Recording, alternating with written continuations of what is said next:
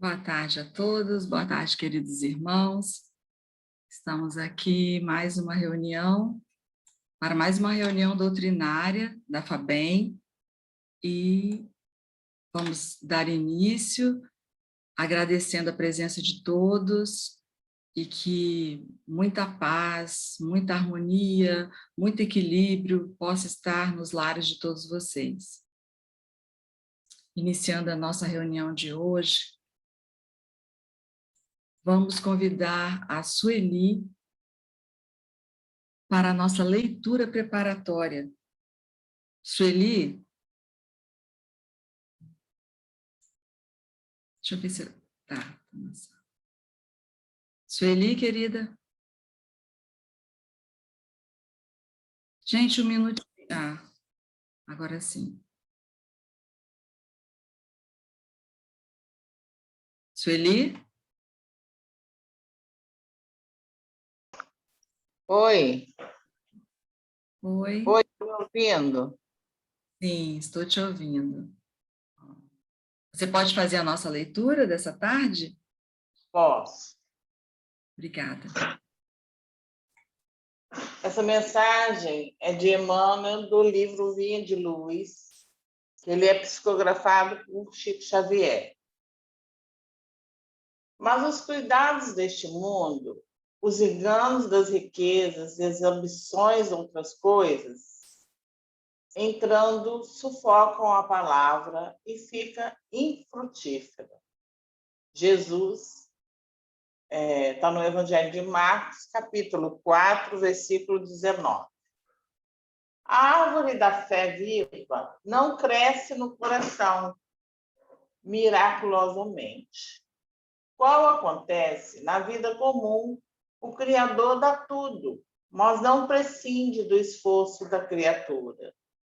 Qualquer planta útil reclama especial atenção no desenvolvimento. Indispensável cogitar-se do trabalho, de proteção, auxílio e defesa, estacados adultos, vigilância, todos os fatores de preservação devem ser postos em movimento, a fim de que o vegetal precioso atinja os fins a que se destina.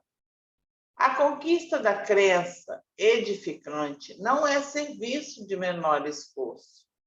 A maioria das pessoas admite que a fé constitua miraculosa auréola doada a alguns espíritos privilegiados pelo favor divino.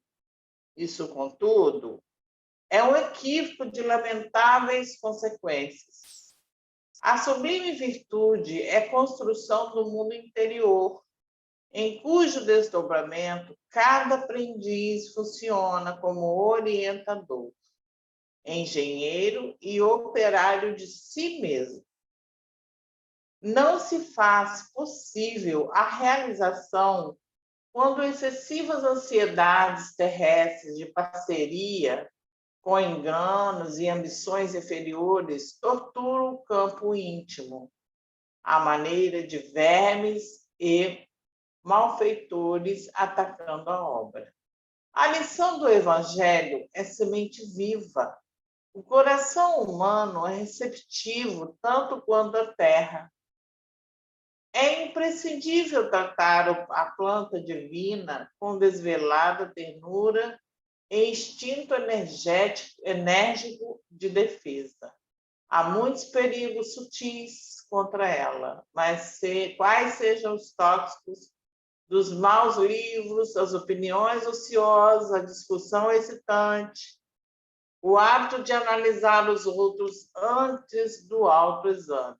Ninguém pode, pois, em sã consciência, transferir de modo integral a vibração da fé ao espírito alheio, porque realmente isso é tarefa que compete a cada um.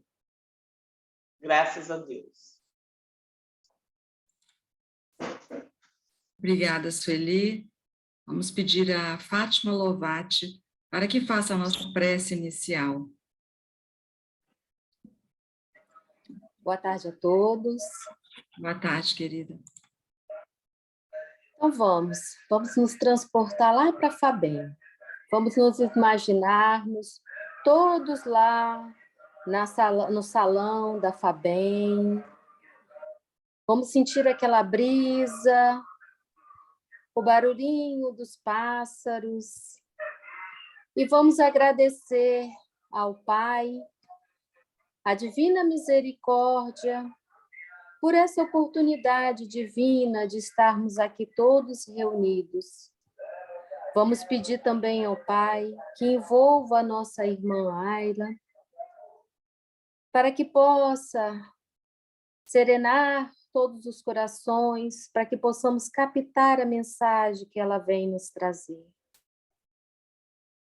Senhor, gratidão eterna por toda a bênção que recebemos a cada dia. Que assim seja, Senhor. Graças a Ti.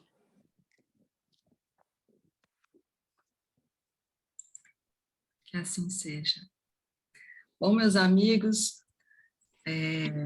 hoje é uma tarde especial, muito especial. Estamos recebendo aqui na nossa humilde FABEM uma convidada muito querida. Antes de mais nada, eu gostaria de dar os parabéns a ela, que ela fez aniversário essa semana. Parabéns, irmã Ayla. Obrigada. E, bom, hoje nós estamos aqui recebendo a irmã Ayla. A irmã Ayla, ela é doutora em teologia, ela é especialista das cartas de Paulo e ela trabalha no Instituto Nova Jerusalém de Fortaleza, Ceará. Certo, irmã? Eu sou do Instituto Nova Jerusalém, sim. Eu pertenço à ordem, é o nome da minha congregação. Obrigada. Então, e a irmã Ayla, ela é defensora do diálogo interreligioso.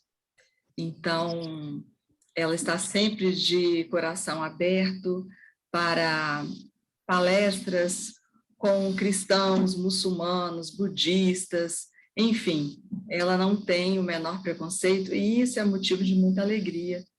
Estamos aqui hoje recebendo a irmã Ayla.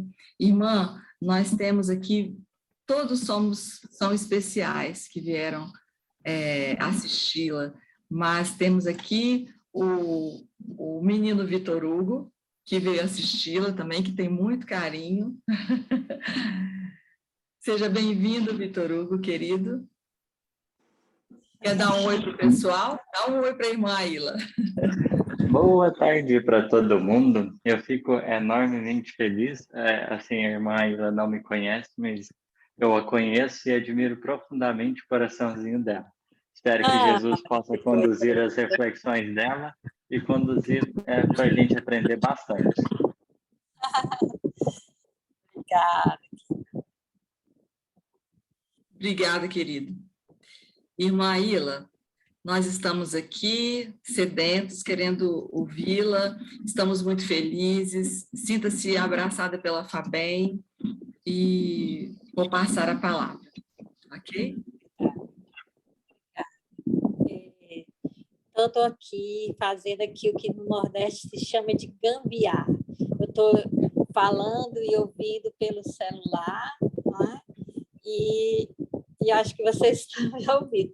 E eu estou também no computador, porque deu uma pane aqui no meu computador com o microfone.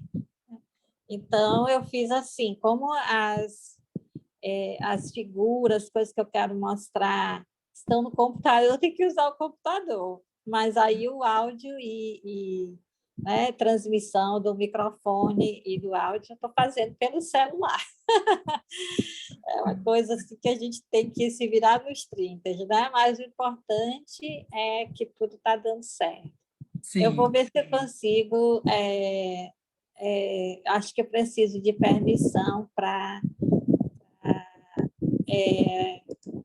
apresentar... Compartilhar? Sim. Renata? Ela que tem que clicar no botão compartilhar tela. E clicar em áudio também, se tiver. A mensagem é que eu estou desabilitada para a... Deixa eu ver se o inglês funciona. Para compartilhar a minha tela. Eu não estou habilitada. Só um instantinho. Peraí.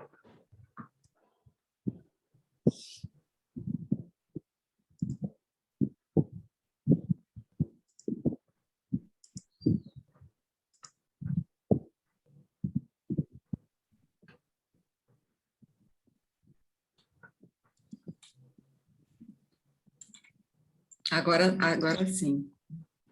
Ah, tá. Espera aí, que é já.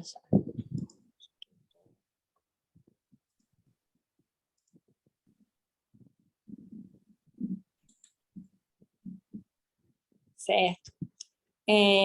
O que eu quero é falar sobre Abraão a partir, porque é muita coisa sobre Abraão para falar em 1 hora, né? Agora em 50 minutos, 40 minutos. Então, eu vou falar dele a partir de como que ele foi retratado pelas pinturas, né? Pelas gravuras, pelos pintores, como que foi interpretado a história de Abraão a partir de gravuras ao longo da história. Não é? Como Abraão, ele é muito retratado pela arte, seja pelas pinturas, seja pelos textos, seja na literatura e também na escultura, mas eu escolhi só algumas obras, escolhi apenas as pinturas, certo? Então, nós temos aqui o encontro de Abraão com o Melquisedeque, que é um quadro de Eric Butos, que ele é do século XV, né? E ele é belga, ele é da Bélgica, esse pintor. Tá? Então, o que ele faz? Né? Ele transforma o Abraão num tipo de senhor da época, né? Do século XV, com as roupas do século XV, com armaduras.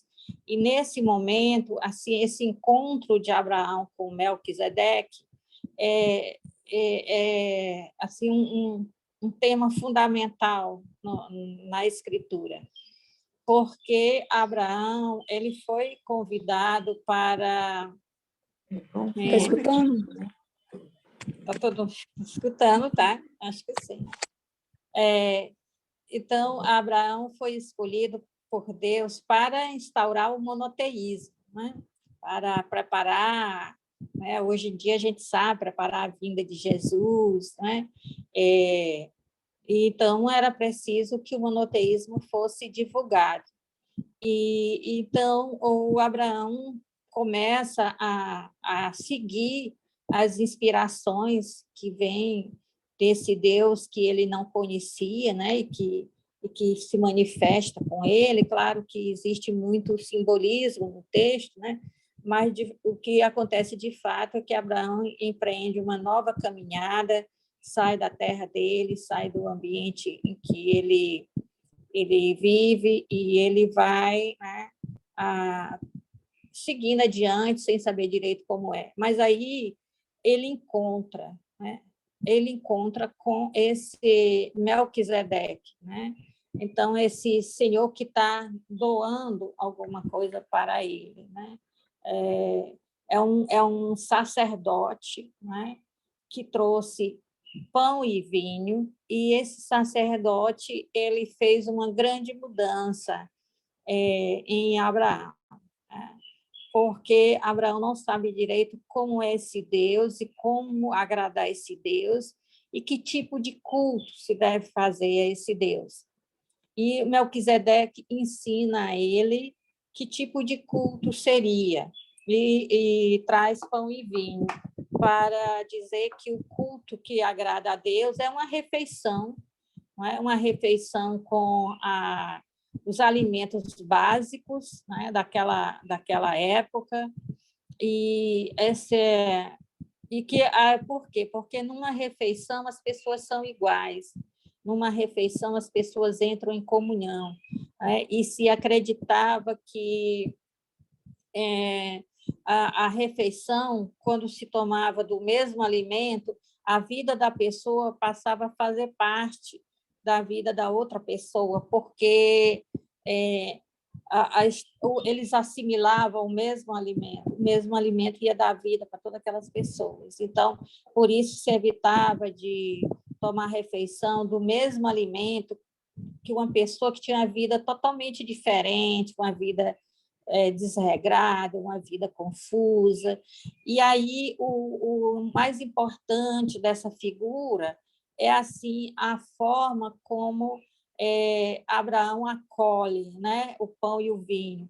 Claro que o pintor era cristão, é um pintor do século XV, ele já vê aí a última ceia do Senhor, né, já vê a Eucaristia nas igrejas católicas, mas, de fato, o que Jesus fez, né, na sua última ceia foi se reunir numa refeição fraterna, uma refeição que era a refeição pascal, né, a refeição fraterna, e mostrar que o que agrada a Deus é assim que a gente se reúna como família em torno de uma mesa para tomar refeições, né? Então, aqui temos a acolhida de Abraão, acolhendo aí o sacerdote, Melquisedeque, que traz pão e vinho, né? E as pessoas que estão do lado do Melquisedeque são pessoas que fazem gestos piedosos, né?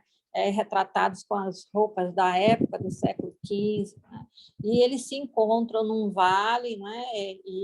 E Abraão, apesar de ser um guerreiro, ele está retratado como guerreiro porque nesse momento em que ele encontra Melquisedeque, ele foi libertar o sobrinho dele, que caiu como escravo, e aí ele fez uma batalha contra aqueles reis que tinham sequestrado o sobrinho dele, várias pessoas, liberta essas pessoas e tudo mais. Então, é um momento muito importante na história de Abraão, porque ele não vai ter que fazer sacrifícios de animais ou de qualquer outra coisa. Se ele segue o que Melquisedeque disse, o que agrada a Deus é formar uma família. Então, todas as pessoas que aderissem ao monoteísmo daquele Deus, elas seriam uma família, né? Fariam parte da família de Abraão. Então, é um momento muito importante e que é muito retratado nas pinturas, tá? Então, assim, é claro que aqui está tudo como se fosse a Idade Média, isso é muito importante também, que tudo é retratado como sendo o século XV, porque isso aí traz Abraão para aquela época, né? Mostra a importância de Abraão na sua época. Ele é interpretado, né? Não há nenhuma tentativa de retratar Abraão lá na época dele, mas um Abraão interpretado, um homem que se submete a um sacerdote, um guerreiro que se submete a um sacerdote e aprende como deveria ser a fé verdadeira, né? Nesse sentido que o autor da pintura quer retratar, né? E ao se submeter a esse sacerdote desconhecido, Melquisedeque, né? Ele acaba agradando a Deus, né? Se ele faz como Melquisedeque instrui, então ele se agradará a Deus. Eu não coloquei uma ordem histórica das pinturas, nem uma ordem de como elas retratam a vida de Abraão, né? Elas estão assim só mesmo na ordem do título delas, né? Então, aqui nós temos uma retratação, né? É uma gravura que ilustra uma Bíblia antiga, né? Do século XIX. Então, é um momento muito interessante, muito importante também na história de Abraão. É que Abraão já é velho, ele está aqui retratado como um idoso, né, com as roupas da época, claro, assim, mas uma época anterior, não a de Abraão, mas é uma época mais da Idade Média, né? E ele e a esposa dele também retratada como uma idosa, eles não têm filhos. E Deus prometeu que eles iriam ter filhos, mas eles acham isso impossível, né? Porque eles já têm uma idade avançada. Claro que eles não estão velhos, né? Na época, é modo de falar, né? Mas, então, o autor entende que eles são velhos mesmo, né? Ao pé da letra. Então, a esposa, que é Sara, traz a escrava, né? Traz a própria escrava, e a gente vê aí uma escrava jovem, né? Uma escrava triste, pés descalços e muito bonita, né? E ela traz essa escrava para Abraão, entrega a Abraão para que Abraão tenha relações com ela e ela tenha um filho e Sara possa adotar o filho, né? Então ela serve assim como uma espécie de barriga de aluguel. Então, nesse momento, se vê a fragilidade da fé de Abraão, que está caminhando pouco a pouco, passo a passo, né? Apesar de Deus ter prometido que ele seria pai de uma multidão, ele não entende direito como é que isso vai ser feito, não entende que é uma descendência também espiritual, né? Além de ser o patriarca do povo de Israel, ele como eu vou dizer, ele é pai de todos aqueles que creem no Deus dele, né? Então, ele acolhe, né, o conselho da esposa, e ele tem o filho com ela, que é Ismael. Isso vai depois gerar um problema sério, né? Porque aí Sara vai engravidar e vai ter o filho Isaac, e não vai querer a escrava e o filho ali junto, né? Não quer que o filho da escrava herde a fortuna, os bens materiais e a liderança do clã, né? A liderança daquele clã que pode aumentar muito agora que ele já tem um descendente. Então, é uma situação em que mostra o Abraão sisudo, né? Mas ele não consegue ir além do que a esposa diz, né? Ele realmente acolhe, que era uma prática normal, né? na época de Abraão, e então ele não tem essa digamos assim, essa força da fé de acreditar que Deus iria fazer alguma coisa, como seria isso, né? de ter filhos. Tá? Então, é um momento em que Abraão fraqueja na fé, né? e faz o que é costume na época, porque acredita que é assim que Deus vai agir através dele. Aqui é um momento interessante, esse momento de uma coisa simbólica, que é o encontro de Abraão com Deus, né? Então, é um dos momentos mais retratados da vida de Abraão, é o sacrifício de Isaac e esse encontro de Abraão com 3 seres espirituais que representam o próprio Deus, né? Que ele vai acreditar que um deles é Deus. E aqui esse quadro, né? O Senhor aparece a Abraão, o nome do quadro, né? Então, deixa eu ver aqui. Deixa eu ver, que eu anotei aqui. Eu tenho esses pintores todos anotado, né? Ele é, deixa eu ver, do Gelder, né? Deixa eu ver se eu tenho aqui a data, se eu não anotei. Esse não é que tem vários que são com essa aparição do anjo, né? Tem vários deles.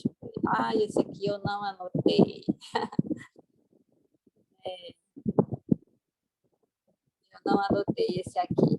É um que aqui nós temos o seguinte, o que retrata na história de Abraão. Fico devendo aí o nome. Aliás, o pintor é Gelder, né? Só que eu não anotei a nacionalidade dele nem a época que esse quadro foi feito. Então, nós temos aí o Abraão bem velho e chega na tenda dele 3 homens, né? Que ele não sabe quem são. Embora esse esteja retratado com asas, mas lá na Bíblia não fala nada sobre isso. Ele acolhe esses 3 homens, né, como se fosse, acho que se chama agênere, né? Eles materializam e Abraão oferece para eles um jantar, né? E então, quando eles estão jantando, eles dizem que eles são enviados de Deus e que eles estão ali para dizer que Abraão vai ser pai, né, de uma grande nação, Sara vai ter um filho e Abraão vai ter muitos descendentes e vai ser pai de uma grande nação. E Abraão aparentemente acredita nisso, mas depois, como a gente vê, ele acha que tem que resolver do seu jeito, né? E resolve isso unindo-se a Agar, a escrava da esposa Sara, né? Então aqui, depois, 2 desses homens que estão aí, né? São 3, 2 deles seguem o caminho adiante e um fica para conversar com Abraão. E Abraão entende que aquele que ficou para conversar com ele é Deus, né? Na realidade, é um mensageiro celeste. E aí, então, ele faz uma intercessão por todas as pessoas que são ruins, que são muito malvadas, né? Para que essas pessoas sejam liberadas, né? Que sejam perdoadas, que não venha castigo sobre elas, né? Mas esses 3 personagens se dirigem a Sodoma e Gomorra, e a Bíblia conta que há um cataclisma da natureza, não é? E essas cidades são destruídas. Claro que isso é contado na forma lendária, né? Na forma épica e tal. Então, aqui o autor, eu acho interessante porque ele retratou 2 como sendo pessoas normais, e tem inclusive um que é negro, não é? E somente um, que é o que vai ficar falando com Abraão, é que vai ser chamado de o Senhor, né? Os outros vão seguir adiante. Então, o Abraão oferece esse alimento a Deus, e isso é muito louvado porque esses emissários divinos, não é? Eles se acreditava que os deuses ou os representantes dos deuses, seres espirituais, andavam pelo mundo e se a pessoa acolhesse, recebia sempre uma bênção. A casa era abençoada. Então, isso fazia com que todo hóspede fosse bem acolhido, porque ele poderia ser um espírito, um emissário da divindade, ou até mesmo uma divindade disfarçada, né?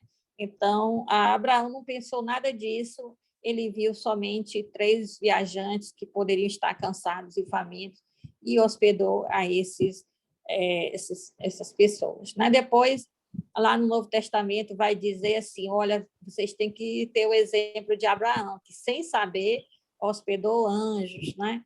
Então, é uma cena bíblica da vida de Abraão muito importante, que vai ser muito também é muito retratada na arte. Aqui é um momento muito interessante, deixa eu ver, esse aqui eu tenho, Guertino, né? Guertino, o nome dele é Giovanni Francesco Barbieri, mas ele era conhecido como Guertino. Ele é do século VII, e só ali pelo jeito que é o nome dele, vocês sabem, ele é da Itália.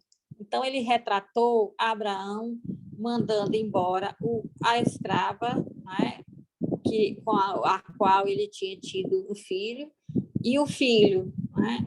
Então, e a Sara vira as costas. Né? Foi ela que, interessante como a Bíblia mostra, que foi a Sara que teve a ideia de que ele tivesse filhos com a escrava, Agar, né? E foi depois a Sara que disse, você tem que mandar ela embora, né? Ela e o filho dela. Então, Abraão teve que tomar a decisão difícil de mandar embora o filho, que já era grandinho, né? Que, quando o Isaac nasceu, o filho da Sara, o Ismael já era grandinho, né? E Abraão se preocupou muito com ele, né? Pediu a Deus por ele, e Deus prometeu a Agar que Ismael seria, então, uma pessoa muito importante, né?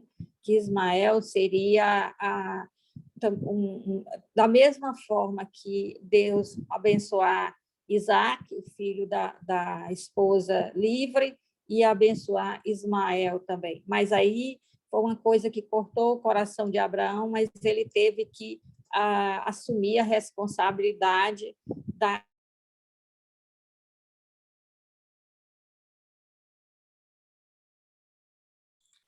do seu ato, né, impensado, de as coisas ao seu próprio modo.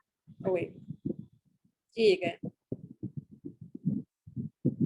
É que ficou mudo, eu pensei que o microfone tivesse fechado. Não, o que está fechado é porque o do computador não está funcionando. Eu fiz confusão, olhei a imagem e vi o microfone fechado, mas está tudo certo. Mas vocês deu para ouvir essa parte de que o Abraão manda embora a Agar e o Ismael? Sim, foi bem rápido, ficou mudo bem rápido, assim, antes que continuasse eu tentei evitar, mas está tudo certinho. Tá bom, tá. É porque tá meio confuso até para mim mesmo, mas foi a solução que me veio na cabeça, né? Não, eu estou admirada com a sua destreza aí nos equipamentos. Porque como eu dou aula todo dia pelo remoto, né? E a gente já passou por vários apertos, então que falta energia elétrica, que a gente tem que terminar pelo celular, e aí a gente já está, né? Já desde o ano que a gente aprendendo.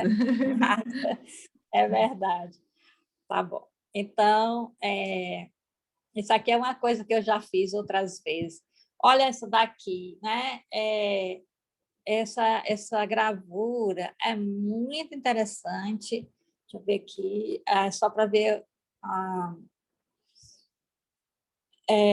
de quando que ela é. Deixa eu ver se eu tenho. Tem Gustave Doré, ele é do século XIX, é da França, e essa ilustração é do livro A Divina Comédia, do Dante, né? Ele colocou no livro da Divina Comédia, ela foi feita para esse livro, que é Abraão e os três anjos, aqueles três, né, na porta do purgatório. Então, aí eles chegam e na porta do purgatório e são recebidos por Abraão, né? Então, já está assim, um purgatório assim, bem como uma região, né? Umbralina, uma coisa assim, né? Então, eles vão lá, né? E isso aqui é século XIX, são acolhidos por Abraão. Abraão aqui é que os introduz, que os leva lá onde estão as pessoas para pagar pelos seus pecados, né? Para pagar por suas penas. Bom, Então, você vê que veja, tem ilustração até para a Divina Comédia, tem ilustração para Abraão, né? E essas coisas da vida de Abraão, elas estão muito no imaginário das pessoas e elas aparecem bastante na arte, né? Então, nós temos aqui a Jornada de Abraão, é um quadro que eu gosto muito, né? Molnar, né? Deixa eu ver aqui a data dele, né?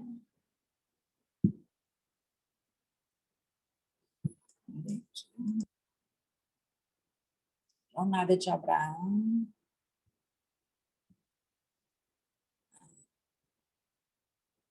Acho que é. Joseph Monar, ele é da Hungria e a pintura, ele é do século XIX também, né? Então, veja aí que tem muita coisa do século XIX. Então, essa jornada de Abraão é muito interessante, porque aqui tem ele e os servos e os rebanhos, né? Ele sai da terra dele, é o início, né, da história de Abraão na Bíblia, capítulo 12. Esse Deus que fala com ele, né, que o inspira, quer que ele saia da Caldeia e siga, né, adiante, que ele vai mostrando o caminho. E Abraão traz, então, os seus servos, os seus rebanhos, né? Então, a gente vê que tudo que há atrás, né, na pintura está em névoa, quer dizer, ele fechou um ciclo, ele realmente, a vida que ele viveu até ali, adorando os deuses da Mesopotâmia e tendo a vida dele normal, é uma coisa que ficou no passado, que tem a névoa do passado, e ele se dirige com toda essa gente, então ele se sente responsável, né? Ele se sente preocupado, a idade já avançada, e ele se sente preocupado, aqui ele está bem retratado como um oriental, né? Com turbante e tudo, quer dizer, já não está mais retratado como uma pessoa da época do pintor, mas como uma pessoa mesmo que representa um oriental, as mulheres, as crianças, todas estão como se fossem orientais, sobre camelos, né? E ele, a esposa dele, são os servos, né? Que vão junto com ele. Então, ele tem responsabilidade por toda essa gente. Se algo der errado, se ele estivesse enganado, né? Se não foi Deus mesmo que falou com ele, é tudo responsabilidade dele.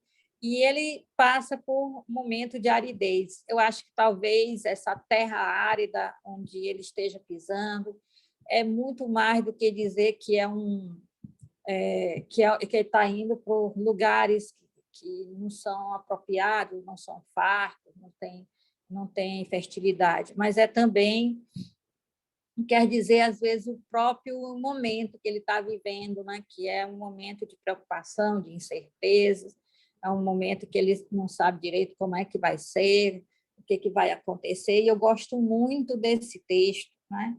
E de Gênesis 12, quando ele sai da terra, né? Tem muita coisa a ver comigo, e eu gosto desse quadro, né? Do Molnar, que é a jornada de Abraão, porque tem essa questão de que a gente tem que se deixar conduzir por Deus, mesmo preocupado, mesmo com as incertezas, tem que se deixar conduzir como ele se deixou conduzir, acreditando que ele está na caminhada com a gente e vai nos ajudando. Esse aqui é um quadro de Rembrandt, também gosto muito de Rembrandt, que é um quadro bem dramático mesmo, é o sacrifício de Isaac. Então, é quando Abraão, para agradar a Deus, ele acha que tem que sacrificar o filho primogênito, né? Era costume também o sacrifício do primogênito naquelas culturas, né? Então, esse texto ele é escrito na forma de uma prova de fé de Abraão, né? Então, quem é que Abraão ama mais? É o filho dele da velhice, o filho que ele tanto quis, ou é Deus mesmo, né? então é entendido como essa prova de fé. E aí ele está disposto a sacrificar o menino. Então, está aí a ponto de sangrar, né? E só não acontece isso porque o anjo vem. Então, ele deu essa dramaticidade, né? O menino imóvel, né? Amarrado para trás, né? Essa coisa de mostrar a garganta dele, né? Essa expressão de Abraão de sofrimento, né? Tudo envolto em cores muito fortes para mostrar essa coisa sombria, né? O quadro pouco iluminado, a luz está mesmo no jovem, né? O jovem é dele que sai a luz, né? Rembrandt sempre escolhe um personagem para iluminar o quadro, né? Então, como no quadro do Retorno do Filho Pródigo, das mãos do pai que sai a luz para o resto do quadro, e quem está longe das mãos do pai está no escuro, né? Então, aqui também, quanto mais afastado se estiver de Isaac, que é a vítima do sacrifício, está mais no escuro, né? Mostrando assim esse destaque que é próprio dele, esse tipo de coisa. É um quadro bem dramático, tentando mostrar que certas opções que a gente faz na vida são opções muito difíceis, né? Muito difíceis mesmo. E, às vezes, a gente nem precisa ir até o fim, porque Deus nos ajuda, né? Mas a gente tem que estar disposto a tomar certas decisões que são, às vezes, muito difíceis mesmo, né?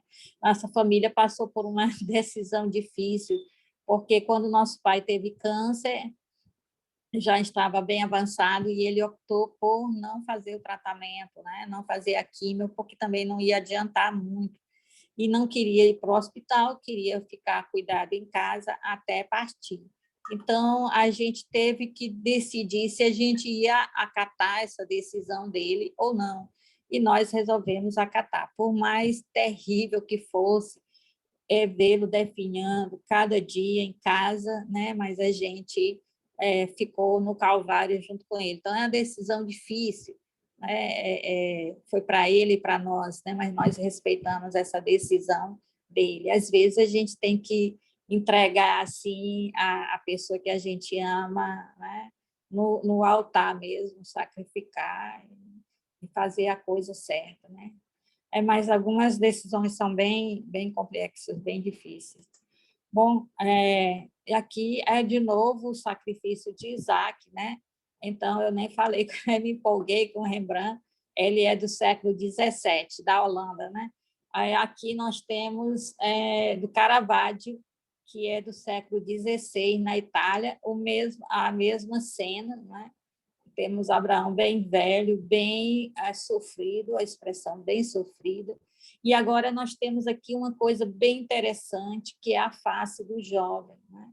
A face do jovem bem amedrontada, bem sofrido, bem apavorado. E o cordeiro, pelo qual ele é substituído, está ali junto com ele, né? Ele e o cordeiro parece ser uma coisa só, né? Então, o cordeiro o substitui. Então, também aqui o anjo que segura a mão, né, que impede Abraão de realizar o sacrifício de Isaac, né? Então, também essa luz está bem aqui no anjo e em Isaac, né? Então, foi muitas e muitas, são muitas pinturas com esse sacrifício de Isaac, né? Mostrando que amar penoso também, amar nos obriga a fazer escolhas que são penosas, né? Aqui, outro sacrifício de Isaac, né? É de Laurentin. Deixa eu ver aqui, Laurentin claro, francês, é século XVII, né? E nós temos aqui um anjo mais estilizado, né? Já não se vê as expressões de Isaac e nem a expressão de Abraão não fica muito clara, né? Eu não sei se vocês notaram, mas nas outras pinturas não havia destaque para o anjo, né? o destaque era o drama pessoal de Abraão e de Isaac. E aqui já o destaque é o anjo toma toda a cena, né? O anjo flutuando, né? Toma toda a cena. Embora esteja aqui o cordeiro, né? Mas também o cordeiro não está muito visível. Então, isso aqui já é uma ênfase no extraordinário, né? Onde vai aparecer o anjo está bastante iluminado, não tem as cores, né, sombrias, não tem as sombras que fazem a dramaticidade do acontecimento, né? Já está tudo iluminado para que a gente veja o anjo, o importante é o anjo. Então, aqui já é uma coisa mais assim, extravagante, né? É típico da época também. Aqui, a jornada de Abraão, esse painel não está completo, né? Ele é maior na vertical e são muitas pessoas, assim, uma multidão. Abraão à frente, em camelos, já parece assim, uma coisa mais do Abraão rico, né? De Tarso. Deixa eu ver aqui. Cadê? Ele é, se eu não me engano, deixa eu ver aqui. Ah, meu Deus, não coloquei também, não acredito. Eu fiz tudo nas pressas, que eu nem tenho com todo mundo aqui, olha só, vai faltar isso para vocês, né? Tem vários dele, ele é inglês, né? E esse aí chama A Caravana de Abraão, né? Então tá não está o painel todo, ele é muito grande, mas ele dá uma ênfase às montanhas, à terra árida, né? Ao deserto, né? O deserto montanhoso. Eu tenho também na vertical uma parte para a gente ver que é uma caravana bem grande. Supõe assim Abraão, um homem muito rico, um homem que anda uma caravana de camelos com multidão de servos, etc. Aqui é uma coisa bem interessante, é que geralmente as pessoas retratam Abraão e Sara como idosos, mas aqui temos a Sara bem jovem e bonitona, temos o Abraão velhinho, né? E o nome desse quadro aqui é o Conselho de Abraão a Sara, né? Que é uma outra, digamos assim, pisada de bola de Abraão, né? Outro erro dele. É que ele fica com medo do... Eu não sei se está da microfonia, não sei. Então, não sei se sou eu. Eu não sei se sou eu que estou fazendo ruído sem querer. Eu não sei. Mas, enfim. Então, nós temos aqui o Abraão idoso e a esposa não é idosa. A esposa é jovem, bonitona. E qual foi o conselho que ele deu, né? Ele deu o conselho que ela dissesse que não era esposa dele, dissesse que era irmã dele. Ele montou o plano. Né? Você vai dizer que é minha irmã, porque você é muito bonita, e nós vamos para o Egito, e o faraó tem um harém, e o faraó vai querer você no harém. Então, como não pode haver, pegar a esposa de ninguém, porque os deuses não permitem, os deuses antigos não permitiam, todas as civilizações, os deuses não permitiam ao homem pegar a mulher do outro homem. Né? Então, o castigo era a impotência sexual. Então, o que acontece aqui? O Abraão diz: se ele souber que você é minha esposa, ele vai me matar para que você fique viúva, para que ele possa, porque era isso que faziam, né? Eles resolviam assim, já que não pode ter o adultério, então o que vai acontecer é que a viúva pode, eles matavam o marido da mulher. Então, Abraão está dizendo, eu não quero morrer, você diga que é minha irmã, né? E monta o plano, faz uma mentira, e aí também dá uma confusão terrível, né? A Sara é levada para o harém do faraó, né? Essas coisas todas. Então, aqui eu gostei. Esse quadro aqui é o mesmo autor do quadro anterior, da Jornada de Abraão, né? Então, que pena que eu não coloquei a data para vocês, mas esqueci. Né? Então, fico devendo. Mas vocês, eu vou passar essas figuras aí para a Fátima e depois eu passo também os autores, os pintores, né? Então, aqui ela está ouvindo, aqui toda cheia de joia, toda sossegada, numa boa, bem bonita, ele velhinho, né, dando ideia para ela. Aqui nós temos desse mesmo pintor, que é desse quadro do Conselho de Abraão também. Você vê que eles gostam dessas cores, eles tentam retratar as tendas orientais. E aqui nós temos a visita dos 3 anjos, né, chegando na porta de Abraão. Então, veja quantos quadros, né?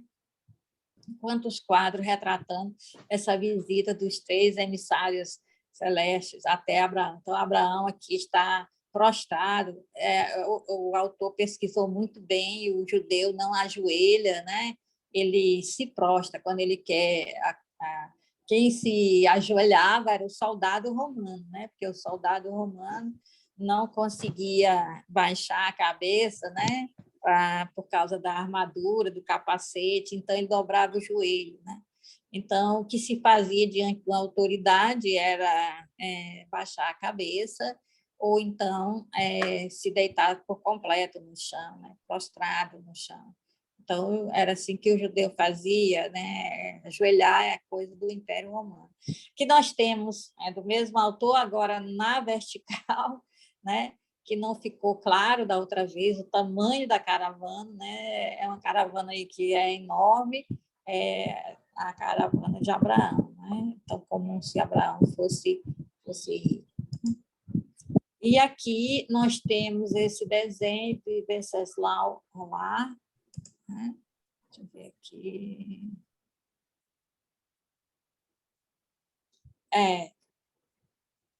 Ele é da República Tcheca e ele é do século XVII. Então, é uma gravura, né? Que estamos aí nesse, deixa eu ver, que é o Abraão e se separando de Ló.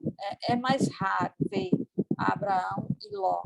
Ló é o sobrinho dele e eles saíram juntos da Mesopotâmia, mas aí eles começaram a prosperar. Então, naquela região em que eles estavam, a água é muito difícil, né? Eles não podiam estar na terra fértil, porque eles eram nômades, né? Então, isso é quem morava na terra, né? Então, eles ficaram na área mais semiárida, então a água muito difícil, os arbustos muito difíceis, e eles prosperaram com os rebanhos. Então, eles tiveram que se separar. Para poder os pastores não brigarem pela água, por tudo brigavam, né? Porque tinha que dividir o pouco pasto e a pouca água com tantos rebanhos. Aqui nós temos a expulsão de um novo modo de enviar, né?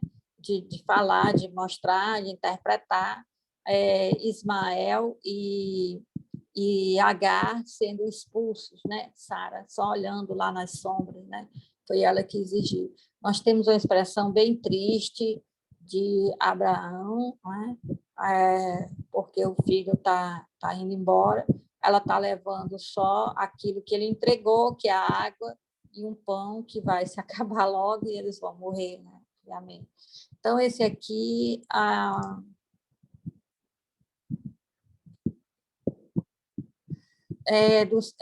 Adrienne van der Wijk, da Holanda, é do século XVIII.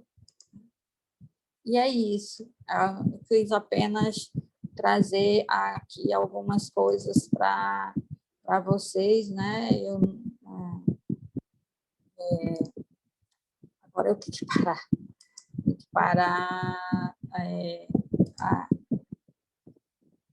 parar de compartilhar. Stop. E é isso, gente. Eu quis falar de Abraão através da arte, porque assim ficou mais rápido, porque Abraão da Bíblia é o mundo todo que ele vai passar pelo Antigo, pelo Novo Testamento, todo mundo falando de Abraão. Né? Então, é isso.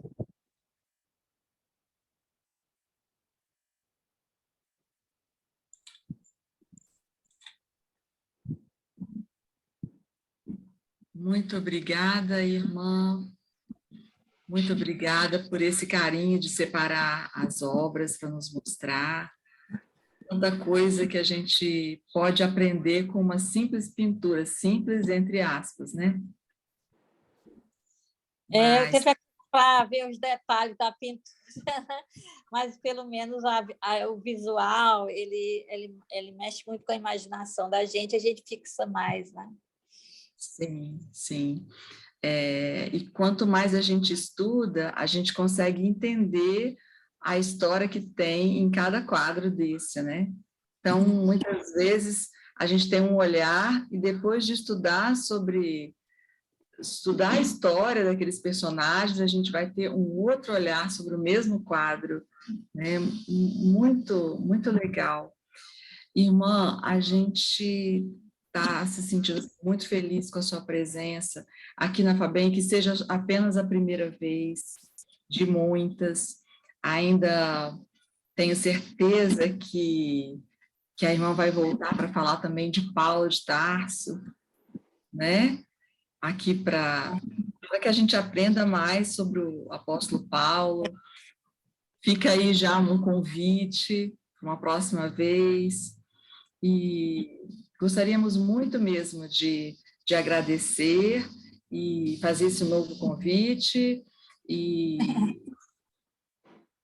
eu gostaria agora, irmã, que a senhora falasse um pouquinho sobre, só para a gente conhecer, o trabalho das irmãs do Instituto Nova Jerusalém, só para que a gente conheça, pode ser um relato breve, mas que a gente possa conhecer um pouco do trabalho que é feito no Instituto.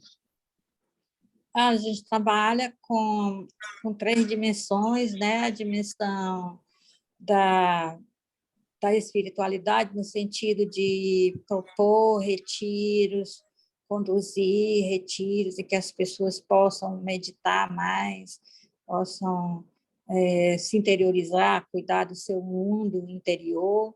A gente trabalha com o esclarecimento, com a formação do povo simples, ou de universitários, de seja quem for, né? E a gente trabalha também no trabalho que é dito social, humanista, né?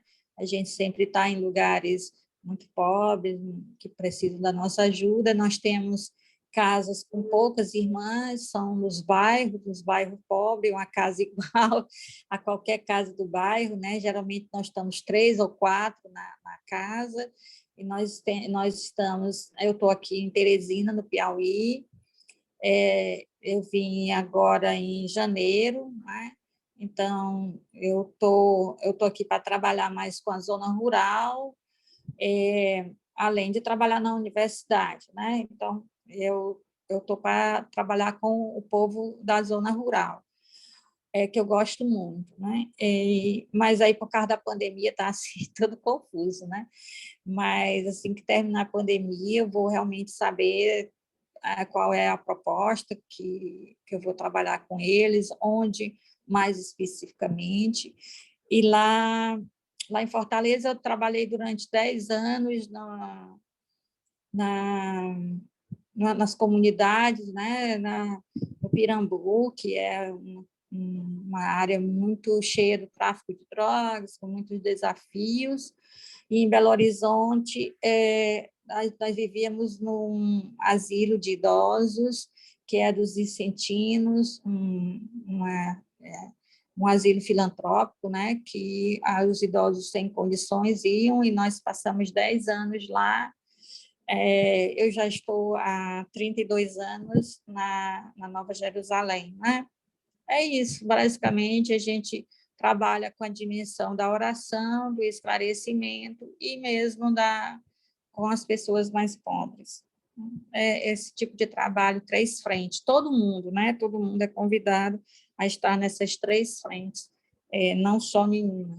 A gente sempre tem o lema pão, oração e educação, né? Então, a gente não tem colégio, nós somos funcionárias, como qualquer pessoa, e a gente evangeliza primeiramente no nosso local de trabalho, a partir da nossa profissão. Eu sou professora na universidade, eu ensino a cultura bíblica, o judaísmo e a Bíblia mesmo. Também os idiomas hebraico e grego. Eu vi que a Mônica achou aí, não é? Exatamente, é esse autor, não é? Que trabalha muito sobre Abraão, é judeu britânico, se não me engano. É isso, agora tem que ir. Sim. Muito obrigada, irmã. Nada. E que um breve retorno, né? Para a gente continuar estudando e aprendendo com a senhora. Agora, nós vamos, então, passar para a segunda parte. Vou só dar um tchau para o pessoal, porque realmente tenho que sair, tá bom? Muito obrigada, e obrigada pelo convite, e eu espero que a gente, da outra vez, seja tudo mais calmo, né? E a gente possa... Mas eu não sei se era bem isso que vocês queriam, mas eu acho que Abraão, visto a partir da arte, mexe mais com a nossa sensibilidade, e aí eu posso passar as gravuras para vocês com algumas orientações que vocês poderão encontrar mais sobre as gravuras na internet. Sim, a senhora passando, eu coloco no grupo. Né? Muito obrigada, irmã. Fátima, eu sei falar do seu com a irmã... Fátima, Oi. Boa tarde. Vou falar com a irmã Ilha que nós vamos passar o nosso Conceição. Vou falar com a irmã Ilha que nós vamos passar o nosso estudo para de manhã, para ela poder conseguir fazer. De noite, a gente não dá conta dela, ela não dá conta de nós à noite. Vou mudar o estudo para a tarde. Tá bom, irmã? Ela vem para Ipatinga de novo. Irmã, ela me passou o telefone e eu consegui e ela ainda não conseguiu. Pois é. Tadinha. Oh, meu Deus. Tá bom. Atende lá, irmã. Atende o pessoal de Ipatinga, que eles são muito queridos. Não, eu gosto muito, já fui lá, né? Já fui em Ipatinga, já fiquei lá no carnaval, já falei bastante, já fui para o encontro com jovens, já tive em Ipatinga, sim. Gosto duas vezes, né, irmã? 2 vezes. A Mônica vezes. está aqui com a gente, a Mônica que te deu um retorno aí. É daqui de Ipatinga também, do nosso estudo. Que bom. Mas, tá bom. Tudo de bom, gente. Vai lá, porque tem que ir mesmo, né? Está cheio de compromisso. Bom, meus irmãos, vamos dar prosseguimento à nossa reunião e vamos convidar o senhor Alcino para fazer a nossa prece final.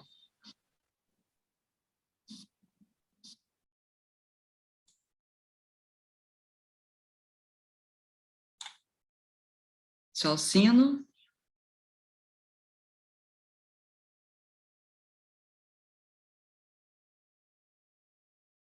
Senhor Alcino? Não estamos te ouvindo, o microfone está fechado. Senhor Alcino? Oi. Abriu agora, abriu. Olha, é um momento muito importante para nós. A irmã Ila, essa criatura maravilhosa, nordestina, né? Trabalhadora, lutadora, e esse grande trabalho que está sendo feito da interação interreligiosa. Isso é muito bom, a gente troca os conhecimentos. Em cima dessa pandemia que traz tanto sofrimento, Deus também nos traz a luz, que é o entendimento, falar do mesmo Deus, às vezes de uma forma diferente, mas com o mesmo amor. E nós te agradecemos, minha irmã. Há poucos dias eu tive a oportunidade de assistir um encontro de vocês, se não me engano, no Nordeste, onde estava o Divaldo, estava o Haroldo Dutra, você estava lá também.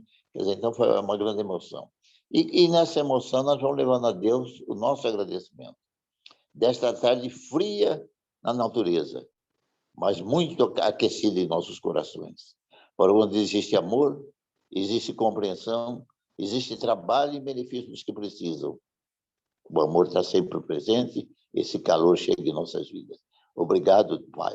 Obrigado, Jesus, por ter nos concedido a ilha para nos trazer essas palavras dentro da arte, com muita emoção e muito amor para nós. Muito obrigado, que Jesus continue nos abençoando.